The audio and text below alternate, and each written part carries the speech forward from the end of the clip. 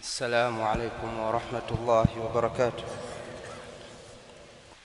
إن الحمد لله نحمده ونستعينه ونستغفره ونعوذ به من شرور أنفسنا وسيئات أعمالنا. من يهده الله فلا مضل له ومن يضلل فلا هادي له. أشهد أن لا إله إلا الله وحده لا شريك له، وأشهد أن محمدًا عبده ورسوله صلى الله عليه وعلى آله وأصحابه وسلم تسليمًا كثيرًا. أما بعد، يا أيها الذين آمنوا اتقوا الله حق تقاته ولا تموتن إلا وأنتم مسلمون. Ndugu zangu Waislamu, nawahusia pamoja na kuihusia nafsi yangu katika kumcha Allah subhanahu wa ta'ala. Ikiwa ni Ijumaa ya kwanza katika mwezi huu wa Ramadhani, lazima tukumbuke malengo ya funga. Allah subhanahu wa ta'ala anasema, kutiba alaykumus siyam kama kutiba ala alladhina min qablikum la'allakum tattaqun. Mmefaradhishiwa funga kama walivyofaradhishiwa waliokuwa kabla yenu, la'allakum tattaqun, ili mumche Allah subhanahu wa ta'ala. Idhan, malengo ya funga, malengo ya siyam ni kumcha Allah subhanahu wa ta'ala, na kumcha Allah subhanahu wa ta'ala kunakuwa kwa qaul na qalb na fi'l.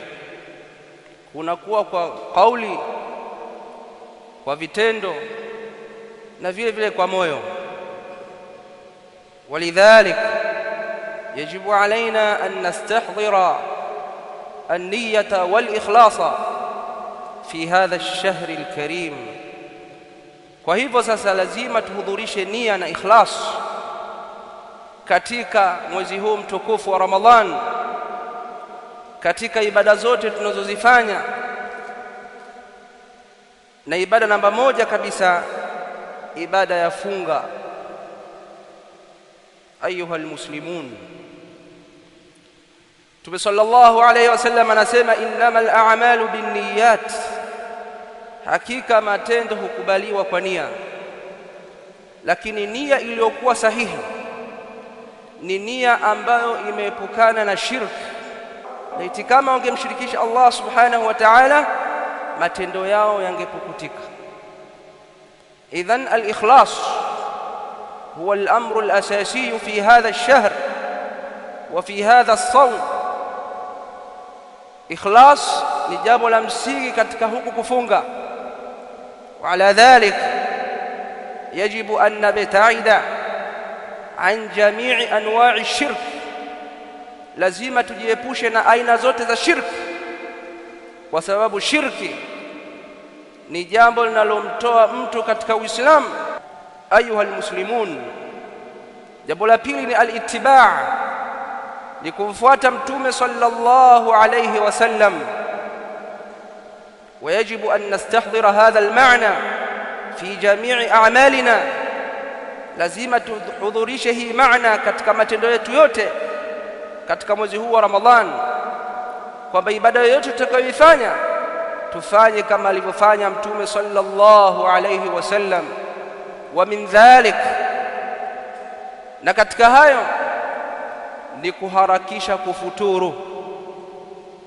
La yazalu an-nasu fi khairin ma ajjalu al-fitr, watu wataendelea kuwa katika kheri pale ambapo wanaharakisha kufuturu. La yazalu an-nasu fi khairin ma ajjalu al-fitr, watu wataendelea kuwa katika kheri pale ambapo huharakisha kufuturu. Wa ala dhalik, ni wajibu kwa waadhini na maimamu wa misikiti kuangalia muda ambao ni wa kwanza kabisa, muda wa kwanza kabisa wa maghrib, basi muda ule ule utolewe adhana, kwa sababu adhana ni alama ya kuingia muda wa magharibi. Na vile vile katika mambo ya msingi ya kumfuata Mtume sallallahu alayhi wasallam, as-sahur ni kula daku, na as-sahur ni chakula cha usiku cha mwisho kabisa wa usiku, ndio sahur. Mtume sallallahu alayhi wasallam amesema, tasaharu fa inna fi as-sahuri baraka, kuleni daku, hakika katika kula daku kuna baraka. Yani chelewesheni kula chakula cha usiku, mle muda wa sahur. Na miongoni mwa fawaid, kwanza ni baraka, lakini pia ni kupata afya na kupata nguvu ya kufanya kazi zako mchana mzima. Haina maana kwamba mtu anapofunga anakuwa mgonjwa, hawezi kufanya chochote.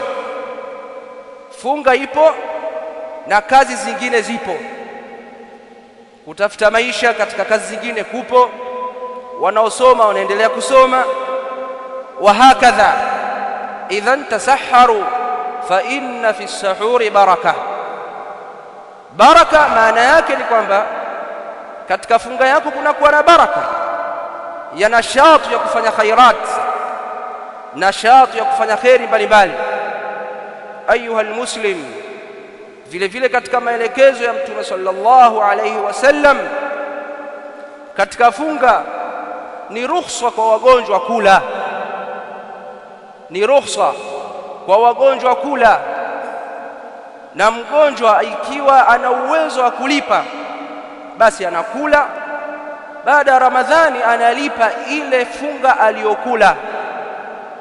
Na ikiwa mgonjwa yule hawezi kulipa, kwa maana ugonjwa wake ni wa kuendelea, basi mtu huyu hafungi, na katika mwezi huu wa Ramadhani yeye analisha nisfu saa, nusu saa, kilo moja takriban na nusu, anatoa kulisha maskini yule ambaye ugonjwa wake hauponi. Maelekezo haya Mtume sallallahu alayhi wasallam ni muhimu sana kuyafuata, kwa sababu amesema Mtume sallallahu alayhi wasallam, la dharara wala dirar, dini yetu si ya madhara. Yuridu Allahu an yukhaffifa ankum, Allah subhanahu wa ta'ala anataka kukurahisishieni. Yuridu Allahu bikumul yusr wala yuridu bikumul usr, Allah subhanahu wa ta'ala anakutakieni uwepesi katika ibada. Na ndio maana sheria ya Kiislamu ni sheria ambayo inaendana na mazingira, inaendana na fitratul insan, inaendana na umbile la mwanadamu, fitratallahi allati fatara an-nas 'alayha. Nasema Allah subhanahu wa ta'ala, faqim wajhaka lid-din hanifan fitratallahi allati fatara an-nas 'alayha, simamisha uso wako katika dini ya Allah subhanahu wa ta'ala, kwa maana fuata dini ya Allah subhanahu wa ta'ala katika tauhid na muamalat na ibadat, dini ambayo fitratallahi allati fatara an-nas 'alayha, ndio umbile la Allah subhanahu wa ta'ala ambalo amewaumbia watu. Amewaumba katika msingi wa kufuata dini, amewaumba katika uwepesi wa kutekeleza maamrisho ya Allah subhanahu wa ta'ala. Na ndio maana Mtume sallallahu alaihi wasallam akaeleza kwamba watu katika umma wangu wote watapata pepo isipokuwa man aba, isipokuwa yule ambaye atakataa, kwa sababu huyu atatoka nje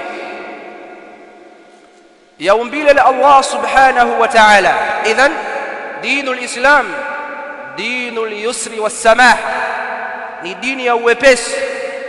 Kwa hiyo usilazimishe kufunga ikiwa utapata madhara. Ayuha almuslimun, vile vile katika maamrisho ya Mtume sallallahu alayhi wasallam ni ruhusa kwa msafiri kula. ambaye anasafiri safari inayoitwa safari, ambayo inajulikana katika urfu kuwa hii ni safari, basi Muislamu ameruhusiwa kula kisha alipe baadaye. Ruhusa maana yake ni kwamba anaweza kufunga, sio lazima, anaweza kufunga. Mtume sallallahu alaihi wasallam ameeleza kuwa Allah subhanahu wa ta'ala anapenda ruhusa zake zichukuliwe. Kwa maana ikiwa mtu atakuwa anadhurika wakati wa safari kwa sababu ya kufunga, yeye kwake yeye ni wajibu kula. Tukirudi katika kanuni iliyokuja katika hadithi la dharara wala dhirar, ikiwa anafunga, ikiwa amefunga na yuko safarini na funga ile itamletea madhara, ni wajibu kwake kula, kwa sababu la dharara wala dhirar. Na ikiwa funga ile haimletei madhara, basi mtu huyo lahu alkhiyar, ana khiyari ya kufunga na kufungua. Mtu huyo ana khiyari ya kufunga na kufungua.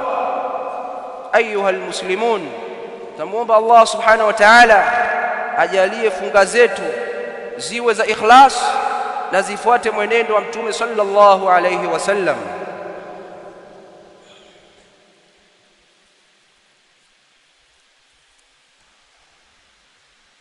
إن الحمد لله نحمده ونستعينه ونستغفره ونتوب إليه ونعوذ به من شرور أنفسنا وسيئات أعمالنا، من يهده الله فلا مضل له ومن يضلل فلا هادي له. أشهد أن لا إله إلا الله وحده لا شريك له، وأشهد أن محمدًا عبده ورسوله صلى الله عليه وعلى آله وأصحابه وسلم تسليما كثيرا. أما بعد، أيها المسلمون، na katika mambo ya msingi kabisa, alhadharu min mufsidati siyam, ni kutahadhari na mambo ambayo yanafisidi funga.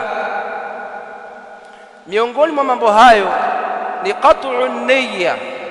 Qat'u niyyati siyam ni kuikata nia ya funga, ukasema mimi kuanzia sasa nikipata chochote na kula, naondosha nia yangu ya kufunga. Hata kama hujala chochote, maadamu umenuia kufungulia, hapa funga yako inakatika.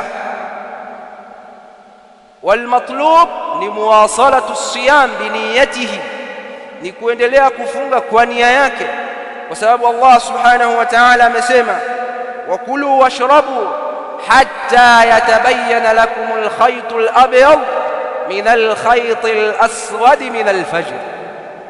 Wakulu washrabu, kuleni na kunyweni wakati wa usiku, kisha mkifunga, kulu washrabu hatta yatabayyana lakum alkhaytu alabyad min alkhayti alaswad min alfajr thumma atimmu as-siyama ila al-layl. Kuleni na kunyweni mpaka muda wa alfajiri, kisha muda wa alfajiri mnafunga, kwa maana ikiingia alfajiri mnafunga. Thumma atimmu as-siyama ila al-layl, kisha kamilisheni funga mpaka usiku, yani kuzama jua. Maana yake ni kwamba maadamu ibada yoyote inaendana na nia, utakapoikata nia yako haupo tena kwenye ibada. Ibada hii ina nguzo mbili, ibada ya funga. Nguzo ya kwanza ni an-niyatu, ni nia. Nguzo ya pili ni al-imsak an al-muftirat min tulu'i al-fajr ila ghurubi ash-shams, ni kujizuia na mambo yanayofungulia kuanzia kuchomoza jua mpaka kuzama jua. Idhan, hii nia wakati gani inapatikana? Nia hii inapatikana muda ule wa kuanza kufunga, yani kabla ya kuingia alfajr unaweka nia kwamba nafunga, na nia hiyo utaendelea nayo mpaka jua likizama. Hadha huwa almatlub, hili ndilo linalotakana kwa wanaofunga.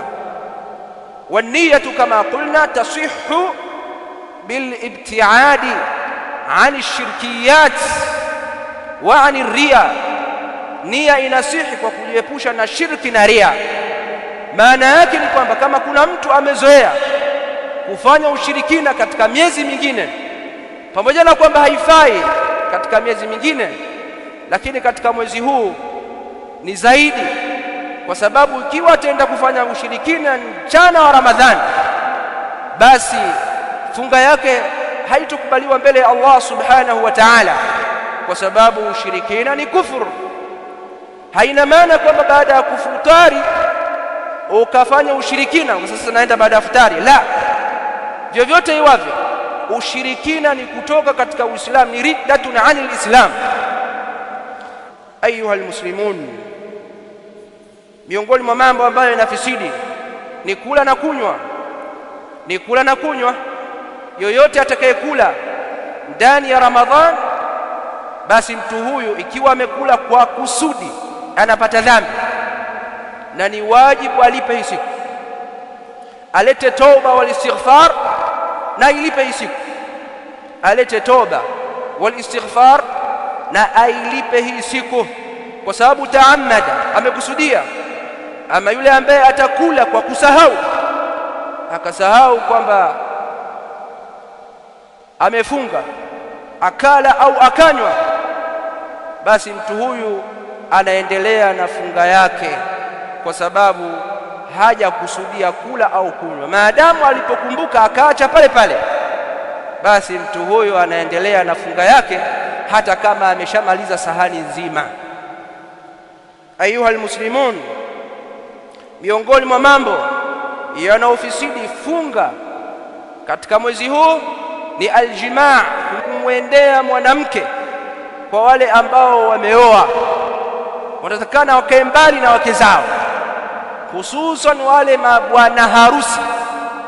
Wale mabwana harusi ambao kwa kawaida miezi hii ya Ramadhani, ikikaribia mwezi wa Ramadhani, ndoa nyingi hufungwa. Mwezi wa Rajab, mwezi wa Shaaban, watu hufunga ndoa nyingi hapa katikati. Sasa watu hawa bado wanakuwa na mahaba na mapenzi makubwa baina yao. Napoingia Ramadhani, mara nyingi kunakuwa na mtihani mkubwa kwa watu hawa zaidi kuliko wengine. Idhan ibta'id ayuha almuslim, jiepushe ewe muislamu na jambo hili, kwa sababu jambo hili lina madhara makubwa sana. Dhara la kwanza funga yako imefisidika. Pili, unapata dhambi. Lakini tatu, lazima kafara. Lazima kafara. Na kafara ya kwanza ni itqu raqaba, ni kuacha huru mtumwa. Na hao hawapo sasa hivi katika miji yetu. Inayofuata, kama hakuna mtumwa wa kuacha huru, siyamu shahrain mutatabi'ain, ni kufunga miezi miwili mfululizo. Kwa kufanya tendo hili siku moja kufunga miezi miwili mfululizo. Hii ndio hukumu ya Allah subhanahu wa ta'ala. Lakini pia kama ukishindwa kwa sababu ya ugonjwa, kwa sababu nyingine ambayo inakubalika kisheria, basi fa it'amu 60 miskinan, ni kulisha maskini 60, nisfu saa, nusu saa, nusu pishi, kilo moja na kiasi, kama ambavyo tumeeleza. Idhan ayuha almuslim, jiepushe na mambo haya, kwa sababu mambo haya yana hatari kubwa. Lakini vile vile jiepushe kukurubiana na mwanamke, kwa sababu unaweza ukatokwa na manii, na hapo inakuwa funga yako imefisidika. Hata kama hujamwendea mkeo, lakini funga yako imefisidika, na hapa huna kafara, bali utalipa hiyo funga na utaleta toba wal istighfar, kwa sababu unapata dhambi. Ayuha almuslim, hii ni sheria ya Allah subhanahu wa ta'ala, lazima tuizingatie. Na kuna mambo ambayo hayafisidi funga. Kwa mfano, kupiga mswaki hakufisidi funga, bali hata kupiga mswaki na dawa hakufisidi funga, maadamu ujitahidi usimeze ile dawa, usikusudie kuimeza dawa. Ama ikibaki ile athari yake mdomoni na ukasukutua, hiyo haiathiri, kwa sababu mtu anakuwa na mate na anayameza na wala haiambiwi kwamba amefungulia. Au mtu anasukutua wakati wa kutawadha na mate, athari ya yale maji yanabaki katika mate yake na haambiwi kwamba amefungulia. Idhan kupiga mswaki haifungulii,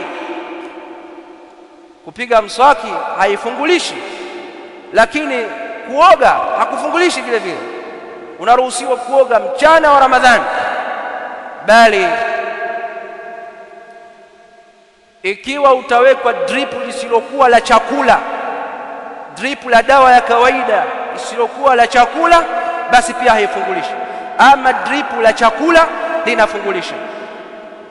Lakini vile vile katika mambo ambayo pamoja na khilafu kati ya ahli ilmi ni kutoa damu nyingi au kumuongezea mtu damu, katoa damu kwa ajili ya kumuongezea mtu. Hii kwa sababu ni damu nyingi, baadhi ya ahli ilmu wamesema inafungulisha kwa sababu inamdhoofisha aliyefunga, huenda ikamsababishia madhara. Ayuha almuslim, zingatia haya maelekezo ya sheria yetu ya Kiislamu.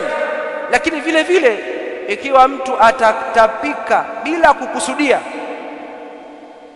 hii haifungulishi. Ama akijitapisha kwa kusudi inafungulisha, na hii inawafaa kina mama ambao wanakuwa katika ujauzito, wakati mwingine hupatwa na hali hiyo.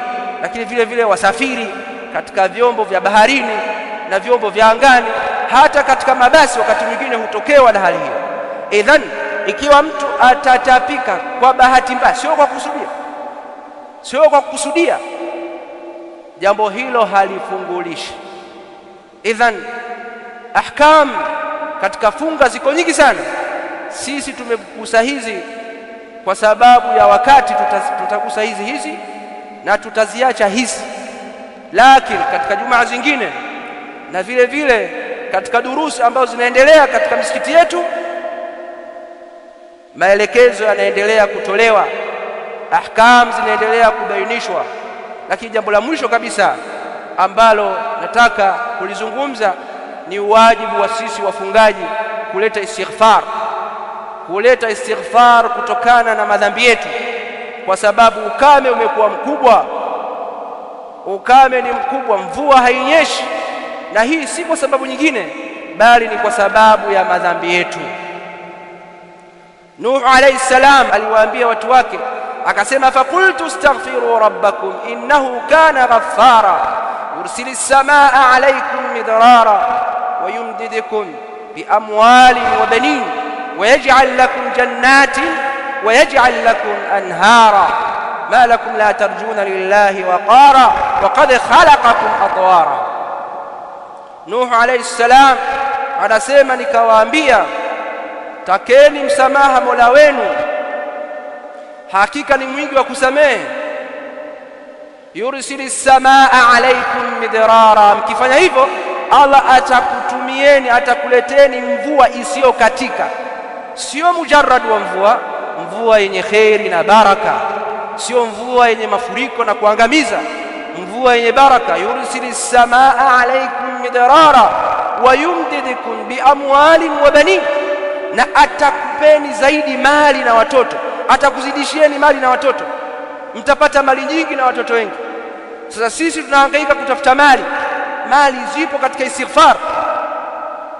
Tunatafuta mvua iko katika istighfar kwa nas na maneno ya Nuh alayhi salam aliyemwomba Allah subhanahu wa ta'ala ni wahi. Faqultu astaghfiru rabbakum innahu kana ghaffara yursilis samaa alaykum midrara. Uhakika mkileta istighfari kwa wingi, Allah subhanahu wa ta'ala atawaletea mvua isiyo katika. Mwezi huu wa Ramadhani ni fursa adhima ya kuleta toba na istighfar. Kila mmoja amrejee Mola wake. Na kwanza kabisa, kila mmoja aache maasi anayoyafanya, na maasi ya kwanza ni shirki, kwenda kwa waganga wa kienyeji, kupiga ramli, kwenda kufanya uchawi, kurogea duka lako, kusomewa uchawi katika duka lako. Sawa sawa uitwe uchawi wa kitabu ufanywe na shekhe, au ufanywe na mchawi wa tunguri, yote ni uchawi. Acheni mambo haya, yanasababisha ukame. Nas'alullah subhanahu wa ta'ala at-tawfiq was-sadad. Rabbana atina fid dunya hasana wa fil akhirati hasana wa qina adhaban nar.